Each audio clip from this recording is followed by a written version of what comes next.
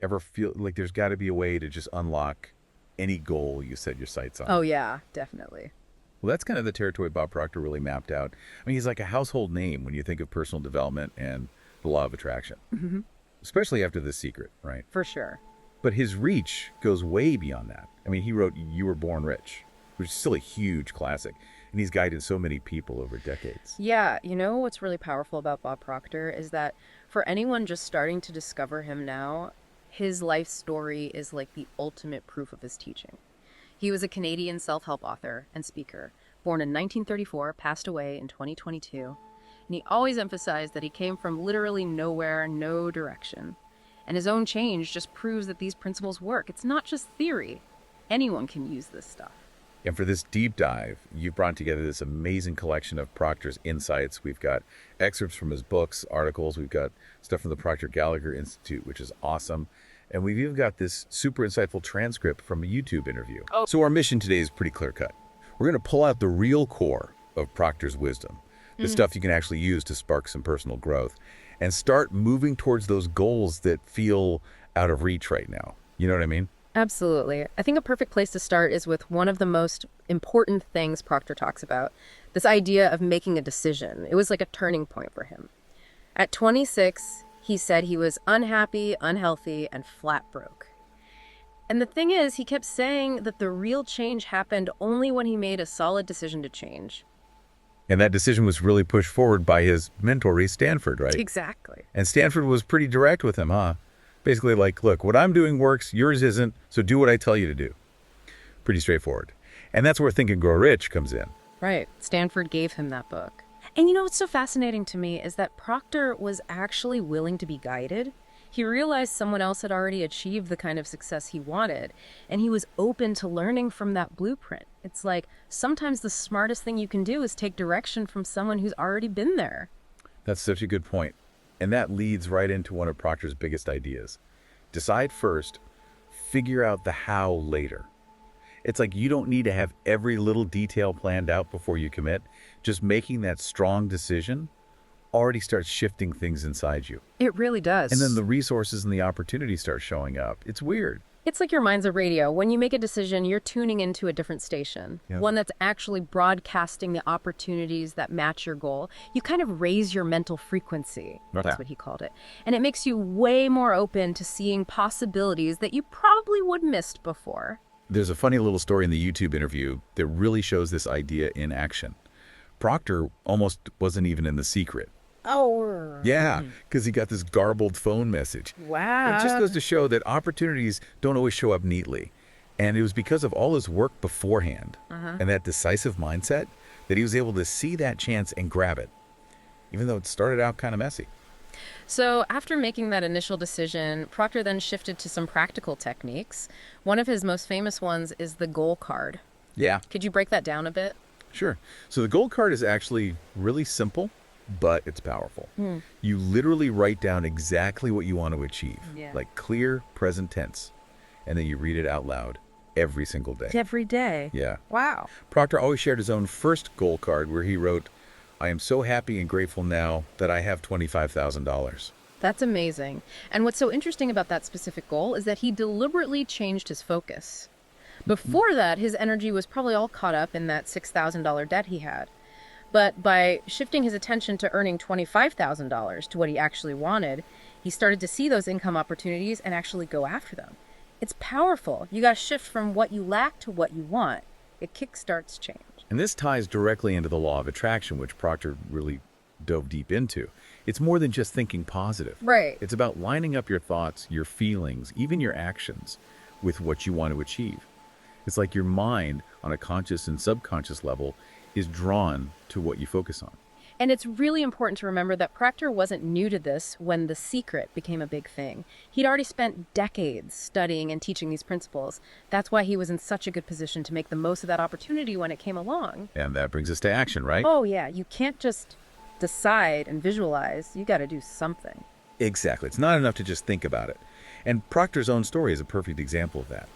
He started small, cleaning just one office for $30 a month. Wow. But that tiny action, combined with his new focus on earning, not just managing debt, created this momentum. Because his attention shifted to the possibilities, he started to see more and more of them. That $30 started multiplying really fast. It's crazy how in just 1 year, he went from earning $4,000 a year and being $6,000 in debt to making $14,500 every single month. It's incredible. That's the power of focused mindset and taking action. Absolutely. And his growth didn't stop there. He took his cleaning business international across multiple cities. And you know what else he did? He made sure all his employees were studying the same mindset stuff he was learning. Oh, wow. It's so important to build an environment where everyone's growing together. Totally. And Proctor had this really clear formula. Massive action equals massive results. You can have the right mindset, but you have to back it up with serious effort and be willing to step outside that comfort zone. Absolutely. As Proctor became more successful, he started questioning a lot of those limiting beliefs that society kind of drills into us. What were some of those that he really pushed back against? He really went after this idea that you need to be super smart or have a fancy degree to be financially successful. He didn't even finish high school. Wow. Got expelled. He built a multi-million-dollar empire. And he questioned this whole idea that a good education is the only way to have a good career. He built and ran companies without needing those degrees. This is something we all need to think about. We need to recognize and challenge those beliefs that are holding us back without us even realizing it. You can rewrite your own story. It doesn't matter what society says. And mentors were a huge part of Proctor's transformation. And he had this interesting rule about mentors, right? Oh, yeah, he was very specific about it. Yeah. His rule was to follow your mentor's advice exactly. Don't deviate until you have a very, very good reason to think they're wrong. It's about that trust and commitment when you're learning from someone who's already achieved what you want. He had some amazing mentors in his life. Ray Stanford, as we said, introduced him to Think and Grow Rich. Earl Nightingale was a huge influence. Proctor even became a distributor for Nightingale's work. And then Bill Gove was instrumental in helping him become a confident and effective public speaker. You know what I find really insightful is that Proctor wasn't just content with learning from these people. Oh, yeah. He wanted to really absorb how they thought. He even talked about wanting to work with Earl Nightingale just to observe him think. And he paid a lot of money to learn from Bill Gove about how to be relaxed on stage. Wow. So beyond the strategies and mentors, Proctor talked a lot about developing what he called our higher faculties. What are those? And why did he think they were so important for growth? Well, he taught that humans have 6 higher faculties that go way beyond our 5 senses: imagination, intuition, will, memory, perception, and reason. He believed these are what actually separate us from animals. They're what allow us to shape our reality. What's really interesting is how he contrasted that with how a lot of people live. They just react to what's happening around them instead of using those faculties to design their lives. He said people get stuck focusing on what they don't want instead of using those tools to create what they do want. Absolutely. That's powerful. He really stressed that we have to develop our imagination to see the possibilities beyond our limits. And the power of will. That's our ability to hold a clear vision of our goal and focus on it until it becomes real. He always used the example of JFK and Wernher von Braun. Landing on the moon seemed impossible, but they did it through sheer willpower. And then there's intuition, that gut feeling, that inner knowing that tells you things. He talked about developing a sense for people's character and intentions. You know, it's amazing how he pointed out that these crucial faculties are hardly ever taught in school or even by our families. He believed that's a big reason why real success is rare. People might have information, but they don't know how to use these powers. So many people read self-help books, but they don't actually apply what they learn. In the YouTube interview, he dives deeper into each faculty. He said that while animals rely on their senses, we have these extra tools. He even talked about memory, saying everyone has a perfect memory, it's just untrained. So how did Proctor recommend we actually go about developing and using these higher faculties in everyday life? Well, with perception, he said a lot of the obstacles we see are mostly in our own minds. Yeah. He said to try writing down the problem you're facing, and then try to look at it from different angles, even something as simple as changing where you're sitting or imagining how a mentor would see it. Fascinating. Yeah. For the will, he connected it to concentration. The more focused you are, the more energy goes toward your goal. He said to train your mind to stay focused. Block out distractions and fight that fear. He even used the example of feeling like someone's staring at you as an example of focused mental energy. Oh, wow, that's interesting. Right. With intuition, he explained, those gut feelings are like signals from your subconscious. He said to actively train your intuition to help you succeed. In the interview, he said intuition reads feelings, which are just your awareness of vibrations. He even said try focusing on other people to get better at tuning into their energy. Wow. For memory, he said, although we all have this perfect capacity, it's often underdeveloped because we don't train it enough. Right. With imagination, he said, to visualize yourself achieving your goals every day. He talked about Stella Adler's The Art of Acting, and acting as if you already have what you want. He quoted Goethe, who said, before you can do something, you must be something. It's about embodying your goals. That's powerful. And then there's reason. Exactly. That's about honing your logical thinking, being able to analyze things and solve problems effectively. In the interview, Proctor emphasized that shifting your perception can often reveal solutions, and strengthening your will by concentrating actually increases your overall energy. So a huge part of growth is facing and overcoming fear. And Proctor had some great insights on building confidence, especially with public speaking, Oh, yeah, that's a big one. which a lot of people struggle with. Absolutely. So he found that one of the best ways to reduce anxiety about public speaking is to shift your focus from your own insecurities to the value you can give to your audience. Don't focus on yourself. Focus on how you can connect with and benefit the people listening. That makes sense. Right. He also said that the most interesting person in the room is always the most interested. So if you're genuinely curious about other people, you ask thoughtful questions, and you really listen to their answers, you'll naturally become more engaging and confident, whether it's one-on-one or a big speech. That's a great point. Proctor talked about this turning point in his own journey where, even though he knew all this stuff about success, he was still super insecure about public speaking. And it was seeing Bill Gove speak and hearing Earl Nightingale say, we tend to minimize what we can do and think others can do things we can't, that made him realize, if they can do it, I can too. That's powerful. It is. And again, mentorship played a huge role. Proctor learned from Bill Gove directly, and the most important lesson he got was the importance of being relaxed on stage. Because when you're nervous, the audience feels it, and it makes them uncomfortable. But when you're calm and grounded, everyone relaxes. So to conquer that fear of public speaking, he had a multi-layered approach. Shift your attention to the audience, practice relaxation techniques, find a mentor who's mastered public speaking, and then train and practice consistently, like any other skill. He always said, true confidence isn't something you're born with. It comes from learning and doing. He had some practical tips too, like owning the space by getting familiar with the room beforehand, Yep. practicing relaxation exercises before you speak. And even when you're facing a huge crowd, imagine you're just talking to one person at a time. He also mentioned using an alter ego, which is really interesting. Deliberately copying the traits and behaviors of people you admire for their confidence until it starts feeling more natural. That's a good one. And for dealing with negativity in the audience, he said to focus on the majority who are engaged and receptive. Don't let one negative person throw you off. Now, Proctor talked a lot about paradigms. For people who might not be familiar with that term, what exactly are paradigms and why are they so important for personal change? Paradigms are like these deep-seated mental habits and beliefs that control how we behave and ultimately the results we get in life. They're often subconscious. And he said that whole cultures, families, even big companies run based on these paradigms that are rarely even examined. Right. It's like your mind has these programs running in the background. They're your paradigms. They dictate how you think, feel, and act, often without you even realizing it, and they determine your results. And the big takeaway here is that our results in every area of life, whether it's money, health, relationships, are a direct reflection of our dominant paradigm. So if you're constantly not happy with the results you're getting, you need to figure out what belief systems are driving those results and change them. Okay, but how do you actually go about identifying and then shifting these deeply rooted paradigms? They're not always easy to see. He had a few suggestions. First, become really self-aware. Pay attention to your patterns. What behaviors are you repeating that aren't working for you? What results are you unhappy with? Then challenge your automatic thoughts.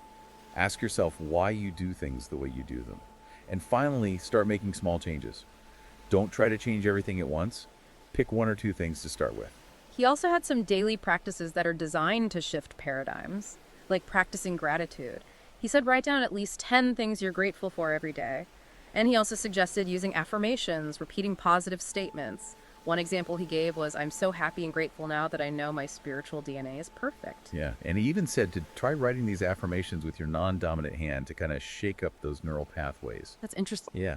Proctor really stressed taking action before you feel totally ready and keeping going even when it's uncomfortable. Shifting those deep-seated paradigms feels weird and tough at first, but that discomfort often means you're making progress. And he said the key is repetition. You have to consistently think and act in new ways to rewire your mind and build new paradigms. Now, Proctor also spent a lot of time talking about financial success and building wealth. And he often said that to really achieve financial abundance, you need to change your mindset about money. For sure. He directly challenged this whole work harder, make more money idea. He said that financial prosperity comes from the value you create, and even more importantly, from your beliefs about money and whether you deserve it. He noticed that wealthy people tend to have multiple income streams. They don't rely on just one thing. He shared his own experience going from earning just $4,000 a year to making $14,500 a month. And it all came down to changing his paradigm around money. He also said that a lot of people struggle financially because they just don't understand how money works and they don't see the opportunities that are out there. Right. So his advice for improving your finances was to create a clear debt repayment plan, set specific money goals, find mentors who are already successful financially and learn from them, and invest in your financial education. Yeah. Through courses, books, things like that. He also said to focus on building systems that work for you instead of just working harder all the time. And ultimately, it's about moving from that scarcity mindset to an abundance mindset. Proctor also emphasized the importance of aligning our lives with universal laws to create a life with more ease, flow, and abundance. Exactly. He talked a lot about principles like the law of vibration, the idea that everything in the universe vibrates at a certain frequency, including our thoughts and feelings. He also explained the law of cause and effect. Every action has a reaction, and the law of compensation, you're rewarded based on the value you provide. Right. And then he introduced the concept of the terror barrier, which is that wave of fear and doubt that hits you when you're trying something new, when you're pushing your boundaries. Oh, yeah. And he said that feeling shouldn't make you retreat. It's actually a sign that you're on the verge of growth. While most people back down when they hit that barrier, Proctor said that's where the breakthroughs happen, when you push through it. It's so true. He knew fear doesn't just disappear instantly, but taking action consistently helps reprogram your mind over time. Every time you break through that barrier, your comfort zone gets bigger. You become capable of even more. And he emphasized the role of mentors and surrounding yourself with people who support and challenge you to grow. Proctor often summed up his philosophy as 3 truths for a life well lived. Oh yeah, those are good. So the first one is you become what you think about. It's about choosing empowering thoughts and blocking out negativity. Right. The second truth is fear is a sign of growth. Run toward it. He really wanted people to embrace the discomfort and see fear as a sign that you're about to achieve something bigger.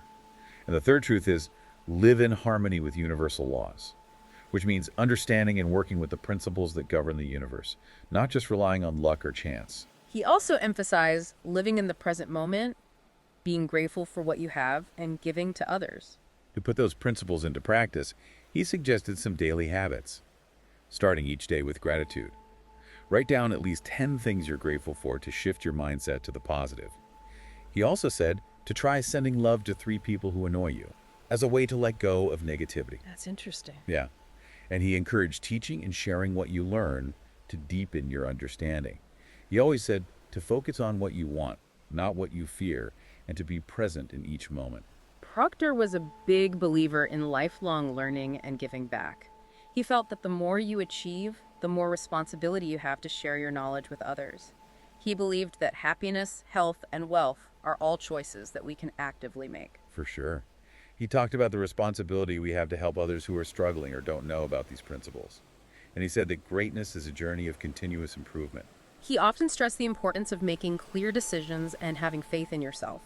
He said that big achievements come from being decisive and taking action. While hesitation and procrastination just hold you back, he encouraged people to fully commit to their goals and trust that they'll figure things out along the way, to have faith over fear, and to remember that real growth always happens outside of your comfort zone. Right. He said making a decision actually shifts your brain to a higher frequency, which then attracts the resources and opportunities you need. It goes back to that will to do it idea. Yeah. The law of attraction is a real principle, and it works based on your energy. In his later years, Proctor spent a lot of time thinking about human potential. What were some of his main insights? He really believed that every person has unlimited potential. We have perfect spiritual DNA. He said what limits us are the conditions and paradigms we pick up throughout life. He saw growth as our natural state, and that you never really arrive and your full potential is always unfolding. Hmm. He saw this drive to grow and express ourselves as the perfection within us trying to come out. In the interview, he said, "Our spiritual DNA is perfect, but it's the conditioning that blocks it from fully expressing itself." He said, "We need to get rid of those limiting beliefs. There are no limits to what we can do." So, looking back at everything we've discussed, Bob Proctor's teachings give us a powerful and practical guide for personal growth and achieving meaningful goals. He showed us the power of making a decision, setting clear goals, and taking action. He urged us to question limiting beliefs and find mentors to help us along the way. Absolutely. He also emphasized the importance of understanding and developing those higher faculties we talked about: imagination, intuition, will, memory, perception, and reason. And he highlighted the need to break free from limiting paradigms, those habits that control us without us realizing it. He offered insights into shifting our money mindset from scarcity to abundance and aligning our lives with universal laws to experience more ease and growth. He encouraged us to see fear as a sign of progress, not an obstacle, and emphasized the value of continuous learning and giving back. And he gave us practical habits to integrate those principles into our lives, like practicing gratitude, using affirmations, studying, finding mentors, and setting clear goals. So, as you think about everything we've covered in this deep dive into Bob Proctor's work, what's one insight or one action step that really stands out to you? What's one thing, even if it's small, that you can start doing today? And maybe even more importantly, what paradigm in your life, if you were to shift it, could unlock the greatest possibilities for you? We encourage you to check out the resources we mentioned and continue on your own journey of personal growth. Ultimately, as Bob Proctor said, we have the power to achieve anything we truly desire. It's all about understanding and applying these timeless principles. They're available to everyone. They really are.